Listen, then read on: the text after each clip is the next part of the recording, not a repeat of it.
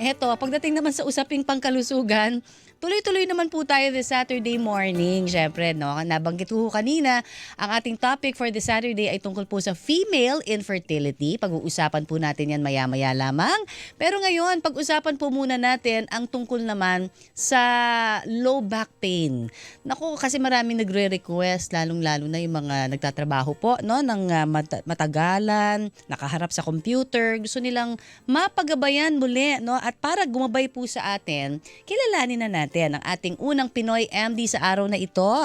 Ang ating pong Pinoy MD isang orthopedic surgeon at meron po siyang subspecialty na pediatric hand surgery na kanya pong natapos sa National Center for Child Health and Development sa Tokyo, Japan. Siya po ay nagtapos ng BS Biology sa UP Diliman at ang medisina ay natapos naman po niya sa St. Luke's College of Medicine. Fellow ang ating Pinoy MD ng Philippine Orthopedic Association. Kaya i-welcome po natin sa Pinoy MD sa Double B, si Dr. Angelo Carlo Austria. Magandang umaga, Doc. The doctor is in. Si Dr. Angelo Carlo Austria. Ayun na, naririnig na natin. Hi, good morning, Doc. Good morning, Ms. Connie. Good morning, Yes. Vlad. O yan, pasensya na kayo. Nagkaroon tayo ng konting technical difficulty, sabi nga kanina, no, sa ating linya. Pero ngayon, naririnig na ho ninyo kami. Naririnig na rin namin kayo. Kaya simulan na natin ang ating mga tanong. Unahin ko na to Doc, yung isang tanong, no, mula sa isang 30-year-old online content developer. No? Sabi niya kasi, talaga hong hirap na hirap daw siya pagka upo niya, no? Nagtatrabaho siya ng matagal, nakaharap sa computer. Pansin niya, pag bigla daw siyang tumayo, ayun na, bigla hong daw nananakit ng husto yung kanyang lower back. Unang-una, ano ba ang mga dahilan kaya kung bakit ho nangyayari yan sa kanya at sa mga iba pang mga kaparehas na may trabahong ganyan? Una sa lahat, Ms. Connie, no, maraming sanhi ang low back pain. However, specifically sa mga desk jobs, ang most common cause ng back pain ay nagmumula sa number 1, prolonged sitting, and number 2, improper posture. Kapag nakaupo ka na matagal, tumataas yung tension na naipon dun sa likod. The longer that you remain seated, the higher the risk of getting low back pain. So sa mga edad na around 30s to 50s, common ang disc degeneration. So, ibig sabihin nito, yung unan sa pagitan ng mga bawat spine natin sa likod, yung intervertebral disc ang tawag doon, nagko-collapse. Oh. So kapag dinagdagan pa natin ng increased pressure sa disc dahil nakaupo ng matagal, mas tumataas yung risk na either mag-persist yung pananakit or lumala yung problema. Oo, sige. So in addition to this, Go ahead. the longer na nakaupo ka na mas matagal, nagkakaroon ka din ng bad posture. So napapansin nyo, nawawala yung alignment ng spine na dapat nakaupo ka sa sit bone. So nagkakaroon ng stress sa supporting structures. So if ever mahina yung core support mo, yung abdominal muscles, back muscles, mataas yung likelihood na magkakaroon ka ng back strain. Ayan. Kaya kadalasan may pagkahirap tumayo mula sa pag-upo ng matagal. Pero ano ba yung mga, diretso na tayo, Doc, ha, dun sa mga tips ninyo? Yes po. Kasi marami ho yung sinasabi nila talaga yung kanilang trabaho, di ba? Hindi maiwasan dire-diretso sila, 5 to 8 hours. So may mga tips ba tayo para maibsan yung pagkakaroon po ng low back pain? Alright, good question. So actually, ang least stress sa likod ay kapag nakahiga ka. Pero obviously, di naman tayo pa pwede magtrabaho sa kama. Tama. Ang next best step ay nakatayo or naglalakad. Unfortunately, ang least ergonomic para sa likod natin ay ang nakaupo. Lalo na kapag, like I mentioned, nakaslouch. So meron Yes. akong usually three tips na binibigay sa mga patients ko. No? Number 1, ang best sitting position is a straight back na may magandang support sa low back. No? Usually, naglalagay ng either a pillow or yung magandang chair na nakatupi yung tuhod sa yung hips ng 90 degrees. So, iwasan din na nakaslouch forward, lalo na, kunyari, let's say, nagsusocial media break, gamit yung cellphone or during meetings. Maintain lang yung proper straight back position. I see. Number Okay. 2, take regular standing breaks. Ito yung isa sa pinaka-importante. Usually, if ever, once or twice an hour, you should stand more. Kapag tumayo ka naman, you should walk around, lakad-lakad kahit ilang minuto. And by itself, mababawasan yung tension sa likod. Number 3, last na tip ko is you should incorporate strengthening activities. Isa sa mga reason kung bakit nagkaka-back pain, as I mentioned, is yung weak yung core stabilizers natin. No? Kapag mahina ang core, mas less stable ang spine.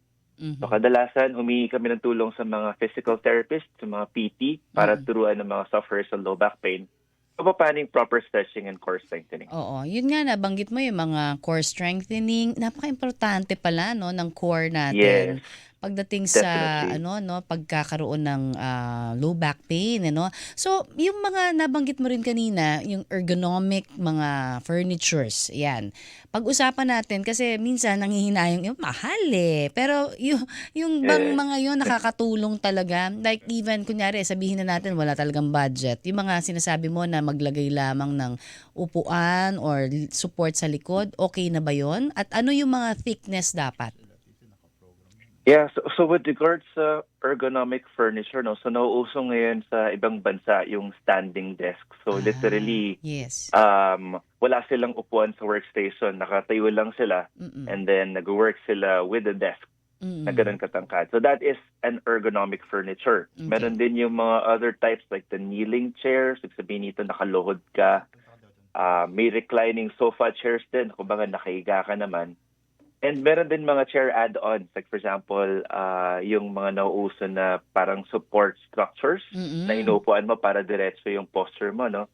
So strictly by definition, these are ergonomic furniture Oo. because they improve your posture. So they would be helpful to some extent, pero hindi talaga yun yung solution Mm. para ma-address yung back pain. So as I've mentioned, combination to ng number 1, improper posture, and number 2, prolonged sitting. Oo. The reason kung bakit very important tong concepts kasi ang bodies natin, we are designed to move.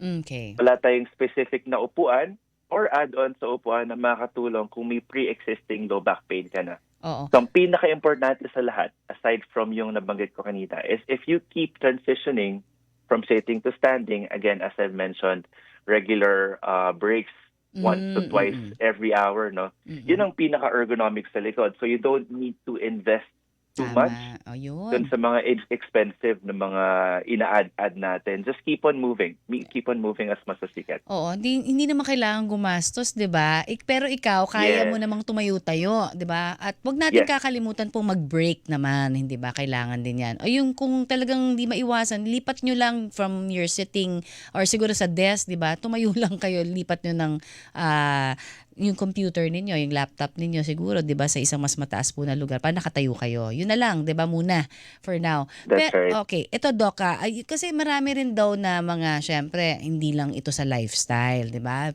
Minsan talagang meron na tayong mga naipasa, 'di ba, sa atin ng mga magulang natin ng mga sakit, 'di ba? Yes. So, ano ba yung mga pupwede sigurong mga dahilan ano ng pagsakit din ng ating likod na hindi naman lifestyle related? Yeah.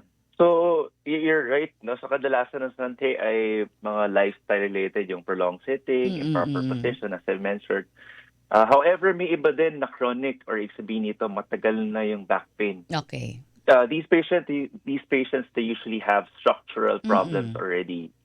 So, tulad ng disc herniation o yung commonly known as slip disc. As I mentioned kanina, ito yung unan in between the spine, no? Right. So, lumalala yung kanilang back pain pag may ganito na condition. Dahil may problema na nga sa disc, tumataas pa yung mismong pressure pag nakaupo ka na matagal. So, aside from that, pwedeng may pagkaipit din ng mga daanan ng nerve or ugat sa likod. Right. Yung mga tinatawag natin na lumbar spinal stenosis. Kung saan bukod sa back pain, pwedeng may ibang symptoms sila.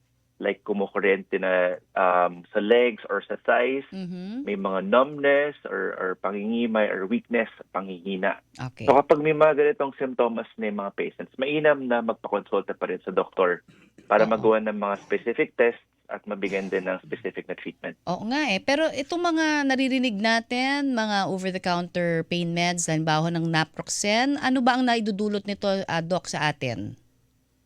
Yeah, so good thing you mentioned. Maganda yung naproxen yan. Sinakapagbibigay siya ng lunas sa pananakit ng katawan, kaya ng back pain at iba pang sakit tulad ng mga knee pain, joint pain, even muscle pain. So importante, mabisa at mabilis na aksyon yung naproxen para sa kaagarang lunas at ginhawa. Malaking bagay rin ang long-lasting visa nito for better quality of life. Oo. So ito ay okay naman bilhin kahit na may comorbidities. Halimbawa, may sakit sa puso, may high blood, may diabetes, 'di ba? Pwede ho itong Yes. inumin? Yes, that's right. Kasi may mga pag-aaral na din na nagpapatunay na ang naproxen ay may pinakamababang risk sa puso kumpara Mm. sa ibang gamot na may kontra-maga or swelling, no? Mga inflammation. At base sa mga pagsusuri na ito, naproxen ang isa sa pangunahing lunas kapag ang tao ay bukod sa sakit ng katawan, ay may cardiovascular risk tulad ng high blood or Mm. hypertension, mataas na cholesterol at may diabetes. Okay. Pero safe din ito halimbawa inumin naman nung may family history pero hindi niya talaga na-diagnose naman na meron siyang mga comorbidities pa. Okay lang din po. Yeah, so para naman sa mga taong may history ng stroke sa pamilya, Mm. napatunayan na ang naproxen lamang ang walang naitalang panganib ng stroke Oo. kumpara sa ibang gamot na tulad ng mga pang-kontramaga, as I mentioned.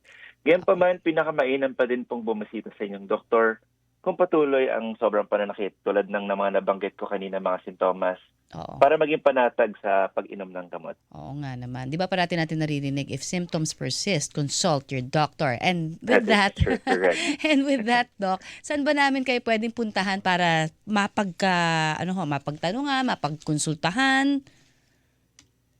Guys, ang primary clinic ko is nasa Del Mundo Medical Center sa may E. Rodriguez. Okay. They can just visit or call yung hospital mismo if you want to learn more about back pain and other orthopedic problems. Ayan. Ang ating pong nakausap, si Dr. Angelo Carlo Austria, ang ating pong orthopedic surgeon. Maraming salamat po sa inyong paggabay, Doc, at marami kaming natutunan. Maraming salamat po. Ayan. Walang problema pa, Makan. Yes, ito naman, napag-uusapan. Hilingan, walang pinoprotek.